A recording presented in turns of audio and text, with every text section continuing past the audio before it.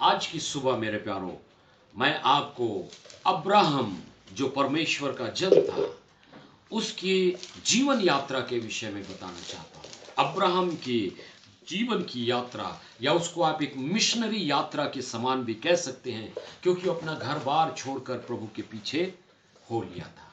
आइए हम इन वचनों को पढ़ेंगे। उत्पत्ति 12 1 से लेकर 3 तक। यहोवा ने अब्राम से कहा, अपने देश और अपने कुटुंबियों और अपने पिता के घर को छोड़कर उस देश में चला जा जो मैं तुझे दिखाऊंगा, और मैं तुझसे एक बड़ी जाति बनाऊंगा और तुझे आशीष दूंगा और तेरा नाम महान करूंगा और तू आशीष का मूल होगा।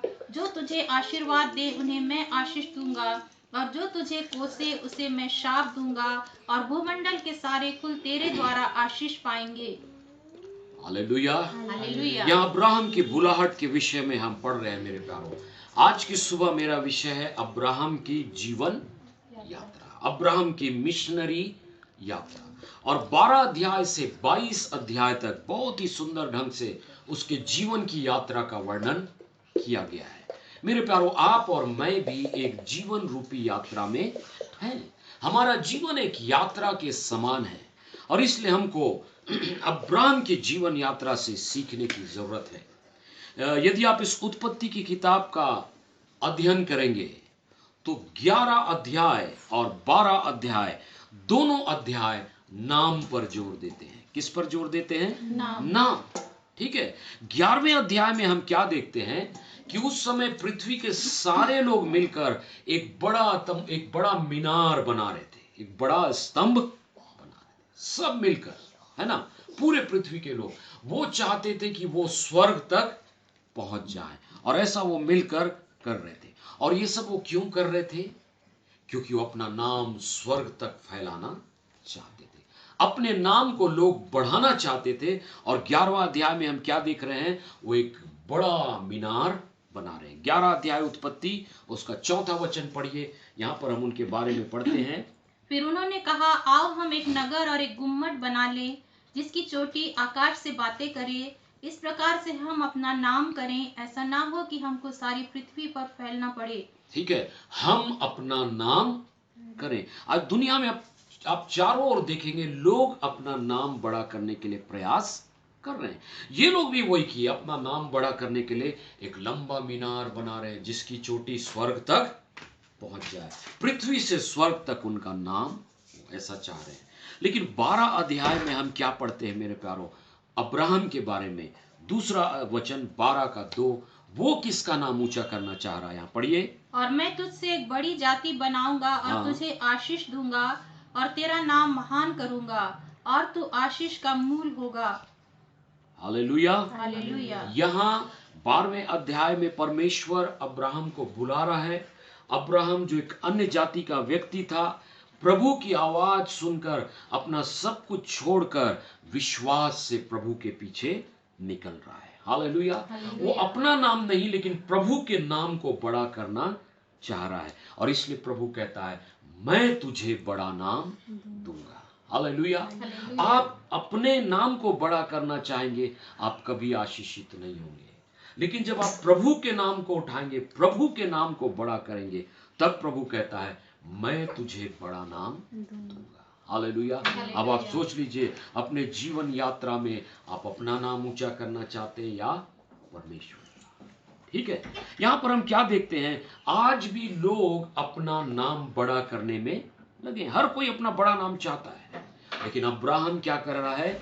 वो परमेश्वर का नाम बड़ा कर रहा है, परमेश्वर को आदर दे रहा है ना। यहाँ पर हम इन अध्यायों में पढ़ेंगे, जब प्रभु ने उसको बुलाया, वो आगे जाकर एक वेदी बनाता है प्रभु के लिए, और उसको धन्यवाद देकर उसकी स्तुति और बड़ाई करता है। हालेलुया। वो हमेशा प्रभु को आदर देने वाला व्यक्ति था। ठीक है। लेकिन यहाँ जो बाबुल का दीवार बना रहे हैं, जो मीनार बना रहे हैं, वो लोग क्या कर रहे हैं मेरे प्यारों? वो एकजुट हो रहे हैं। उनको डर है कि हम भटक ना जाए, हम एक साथ रहें और हमारा नाम स्वर्ग तक ऊंचा हो जाए, है ना। ठीक है। लेकिन अब्राहम बोल रहा है, नहीं, मेरा नाम नहीं। किसका नाम ऊंचा हो? परमेश्वर का। हालेलुया। मेरे प्यारों, इस दुनिया के जीवन यात्रा में आप और मैं परदेशी हैं, है ना। कहने के लिए हमारे पास ये घर है, लेकिन ये स्थायी घर नहीं है। हमारे लिए यीशु मसीह ने स्वर्ग में घर बनाया, आपको और मुझको वहां जाना है। तो यहां पर आप नाम कमाना चाहेंगे तो आपका नाम वहां पर नहीं होगा। यही चीज हम अब्राहम के जीवन से सीख रहे हैं। ठीक है, आइए हम आगे आइए। वहां पर आप देखेंगे तो वहां पर भी दो लोगों के विषय में हम पढ़ते हैं, 13 अध्याय और 14 अध्याय, है ना। यहां पर हम देखते हैं अब्राहम जो शांति को स्थापित करने वाला, शांति और न्याय को ढूंढने वाला है, ठीक है। लेकिन उसके भतीजा लूत के विषय में बाइबल बताती है वो धन संपत्ति खोजने वाला व्यक्ति है ना। अब्राहम ने शांति का रास्ता, परमेश्वर का रास्ता चुना, लेकिन लूत ने क्या चुना? वो देखा उधर पूर्व दिशा में हरी हरी चराई दिख रही, वहां पर बहुत धन होगा, वहां पर बहुत पैसा होगा, ये सोचकर वो अब्राहम को छोड़कर चला गया। हालेलुया। मेरे प्यारो, बाइबल में बहुत सारी शिक्षादायक कहानियां हैं जिसको अगर हम अपने जीवन में उतारेंगे हम आशीषित होंगे। अब्राहम शांति और परमेश्वर के राज्य को चुन रहा है ना, परमेश्वर के न्याय को चुन रहा है। लेकिन लूत क्या चुन रहा है? संपत्ति, आशीष और धन, और वो उसको छोड़कर चला जाता है। मेरे प्यारो, क्या होता है? दोनों के अंत को आप यहां सीखने पाएंगे। हम क्या देखते हैं? अब्राहम तो आशीषित होता है क्योंकि वो शांति के पीछे, न्याय के पीछे भागा। लूत ना सिर्फ नाश होता है, उसका पूरा देश जहां वो गया था वो भी नाश हो जाता है।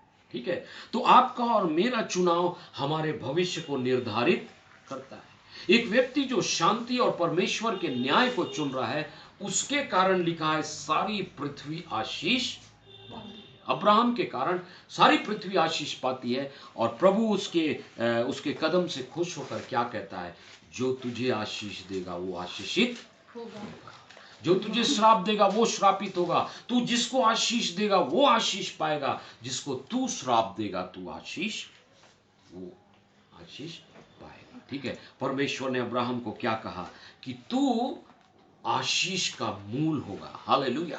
तू आशीष का जड़ होगा। अगर दुनिया को आशीष पाना है तो तुझसे ही पाना होगा। हालेलुया। ये वचन अब्राहम के लिए ही नहीं, आपके और मेरे लिए भी है। हालेलुया। हम कौन सा रास्ता चुनते हैं मेरे प्यारों? यदि हम लूत के समान सांसारिक आकर्षण में धन दौलत और दुनियावी बातों को चुनते हैं, ना हम आशीष पाएंगे, ना हमारे द्वारा कोई आशीष पाएगा। अब्राहम ने एक ऐसा रास्ता चुना जो कठिन था, है ना, जिसमें आकर्षण नहीं था, जिसमें दुनिया के लोग नहीं चलते थे। वो अकेला चला मेरे प्यारों। उसको क्या मिला, है ना? यदि आप 15 अध्याय और उसका एक वचन पढ़ेंगे, परमेश्वर उससे क्या कह रहा है, ध्यान से सुनिए। 15 उसका 1 पढ़ना बेटा पूजा।